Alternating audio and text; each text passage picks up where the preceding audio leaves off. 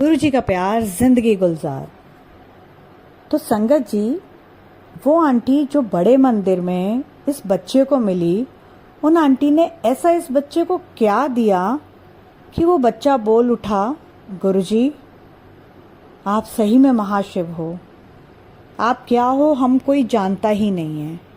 तो संगत जी, ये सत्संग ऐसा है कि आप लोग हैरान परेशान हो जाएंगे। तो ये सत्संग ऐसा क्या है, जानने के लिए सत्संग पूरा सुनिए, अंत तक सुनिए और गुरु जी का जो आज का मैसेज है वो पाइए, जो मैं आपको पूरा सत्संग सुनाने के बाद एंड में बताऊंगी। तो ओम नमः शिवाय, शिव जी सदा सहाय। ओम नमः शिवाय, गुरु जी सदा सहाय। जय गुरु जी, शुक्राना गुरु जी। तो ये आंटी जो कि नोएडा से हैं, अपना नाम नहीं बताना चाहती हैं, कहती हैं मेरा स्पेशल चाइल्ड है।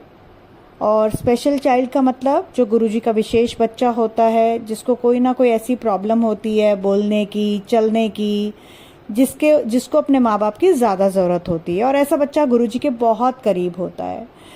तो आंटी कहते हैं कि मेरे बच्चे को अचानक से डेंगू हुआ और उसके प्लेटलेट्स जो होते हैं वो नीचे गिर गए, और इतने नीचे गिर गए कि नॉर्मल रेंज से नीचे आ गए। हमें उसको हॉस्पिटल में एडमिट कराना पड़ा, और नोएडा में ही हमने उसको कैलाश हॉस्पिटल है वहाँ पर एडमिट कराया। और कैलाश हॉस्पिटल से अचानक से एडमिट कराने के दूसरे दिन रात को 2 बजे फ़ोन आता है कि जी आपके बच्चे की तबीयत ज़्यादा बिगड़ गई है और उसको खून की उल्टी हो रही है।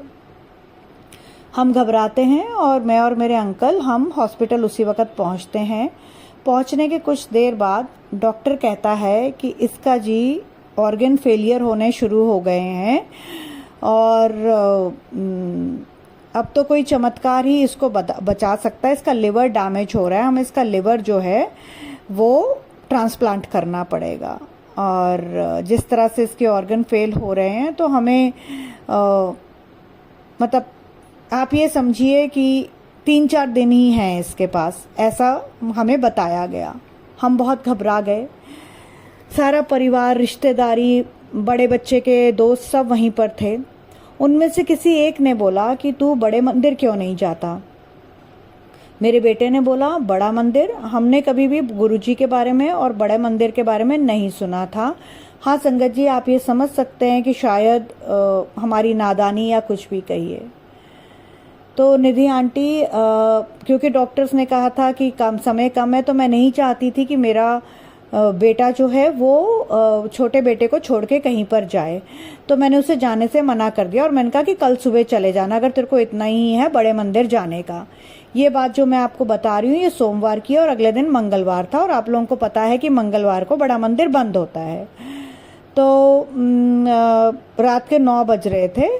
तो मेरे बेटे के दोस्त ने बोला कि चलना है तो अभी चलो, सवेरे जाने का क्या मतलब है। गुरुजी मंदिर के तो बाहर से भी अगर दर्शन हो जाते हैं तो गुरुजी ने कहा हुआ है कि भाई आप ब्लेस्ड हो जाते हो। हमारे यहाँ पूरा फैमिली जो है वो मानती है बड़े मंदिर गुरुजी को, तू एक बार मेरे कहने पर चल पड़।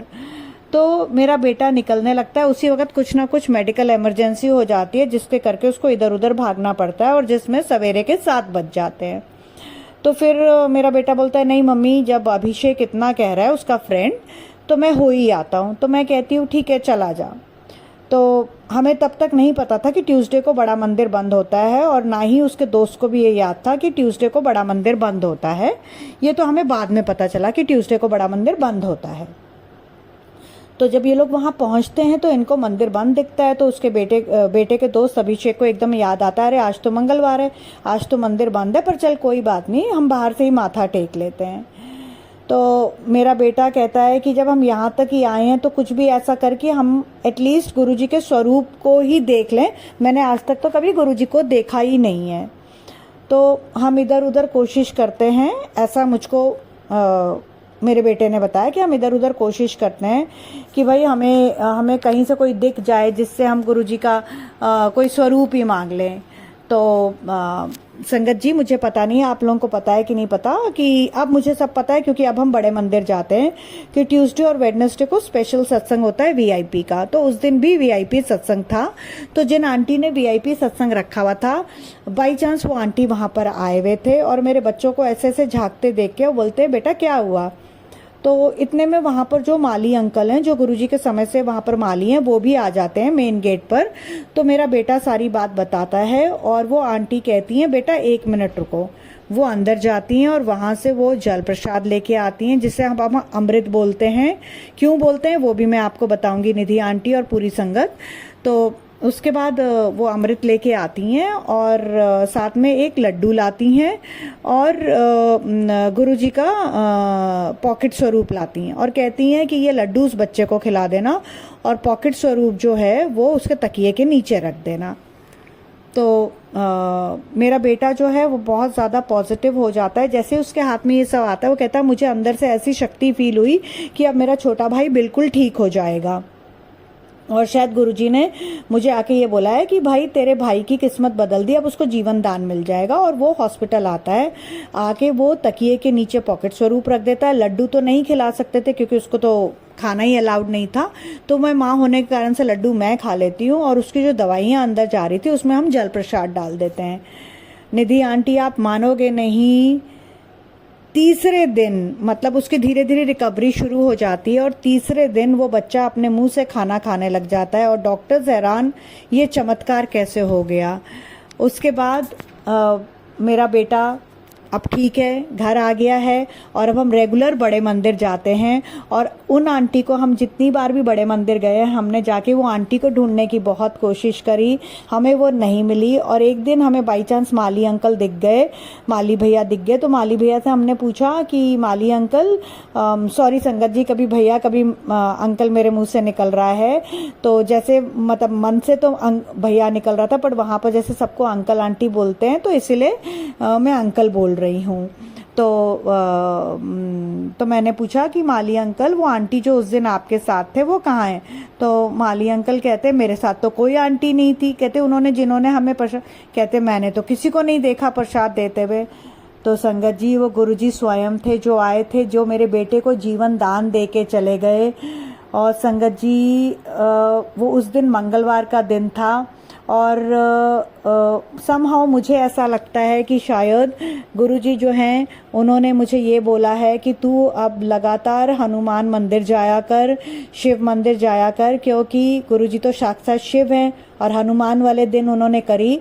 तो संगत जी आप सबसे मेरी ये विनती है कि जिस तरह गुरुजी ने आके मेरे बेटे को बचाया है, आप में से किसी के भी परिवार पर कोई भी संकट हो, चाहे पैसों का, चाहे कोई बीमारी हारी का, कोई कर्जे का, किसी भी तरीके का हो, तो आप लोग अभी मंत्र जाप करें मेरे साथ एक बार और मन में कोई भी एक अरदास सोचें जो कि आप मेरा विश्वास करिए 7 तारीख, 16 तारीख या 25 तारीख मई की में जरूर पूरा होगा। ओम नमः शिवाय, शिवजी सदा सहाय। ओम नमः शिवाय, गुरुजी सदा सहाय। जय गुरुजी, शुक्राना गुरुजी। निधि आंटी, बस मैं इसके साथ अब अपना सत्संग यहीं समाप्त करूंगी और निधि आंटी आपको भी बेस्ट ऑफ लक बोलूंगी। आपके सत्संग रेगुलर सुनती हूँ और पता है आपके अंकल बीमार हैं, मुझे पता है आपके अंकल की भी कोई ना कोई गुड न्यूज़ आपको 7, 16 या 25 तक मिलेगी। शुक्राना, शुक्राना मेरे मालिक, मेरे बच्चे को नई जिंदगी देने का शुक्राना। थैंक यू नोएडा वाली आंटी, आपने बहुत प्यारा सत्संग किया, मेरे परिवार को ब्लेस किया, उसके लिए थैंक यू। और गुरुजी का जो आज का मैसेज है वो तो आप ही ने दे दिया है, तो संगत जी अब मैं क्या ही मैसेज दूं, आंटी ने खुद ही मैसेज दे दिया है। तो आंटी के द्वारा गुरुजी ने हम सबको ब्लेस कर दिया है और मैं भी गुरुजी के मंत्र जाप के साथ इस सत्संग को विराम देके अगले सत्संग की तैयारी करती हूँ। ओम नमः शिवाय, शिवजी सदा सहाय। ओम नमः शिवाय, गुरुजी सदा सहाय। जय गुरुजी, शुक्राना गुरुजी।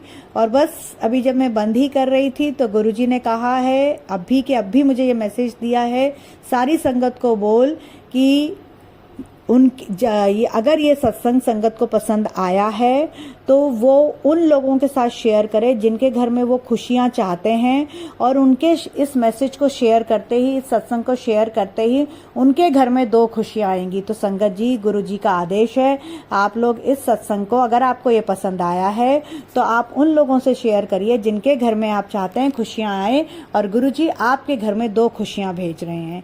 गुरु जी का प्यार, जिंदगी गुलजार।